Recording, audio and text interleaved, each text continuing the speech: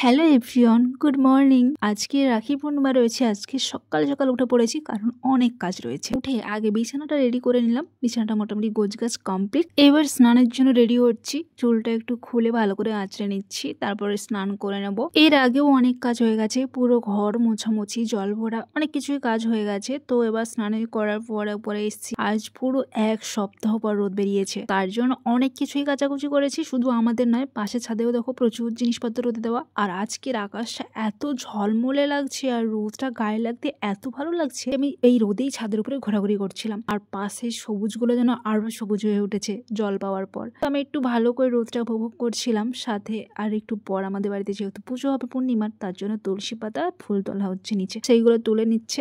আর এইদিকে দেখো আকাশটা কত দুর্দান্ত দেখতে লাগছে। তো এবার চলে যাব নিচে গিয়ে দেখবো কতটা কি হলো। এখানে দেখো মোটামুটি নিত্যদিনের যে পুজোটা হয় সেটা হয়ে গেছে, আর ফুলগুলো রেডি করা রয়েছে, কারণ একটু পর ব্রাহ্মণ এসে সেটা পুজো করবে। সেই ব্রাহ্মণ এসে যেটা পুজো করবে তার জন্য রেডি করা হচ্ছে এই কাঁসার বাসনগুলো। প্রত্যেক দিনই প্রায় মাজা হয়, কারণ কাঁসার জিনিস মাজলে খুবই সুন্দর থাকে। তার জন্য দিদা আর মা মিলে মোটামুটি সমস্ত কিছু রেডি করে ফেলেছে, তাই আমি পুজোর কাজে আর হাত দিলাম না। আমি রান্নার জন্য কিছু রেডি করবো এবার। তো আজকে যেহেতু পূর্ণিমার নিরামিষ রান্না হবে, তাই পনিরগুলোকে ফ্রিজ থেকে বের করে টুকরো টুকরো করে কেটে নিলাম। ফ্রিজে রাখার জন্য অনেকটাই শক্ত হয়ে গেছিল, তারপরে আস্তে আস্তে নরম হয়ে যাচ্ছে। তো একেবারে নরম হয়ে যাওয়ার আগে আমি সুন্দর করে কেটে নিলাম, না হলে একদম ভেঙে ভেঙে যায়।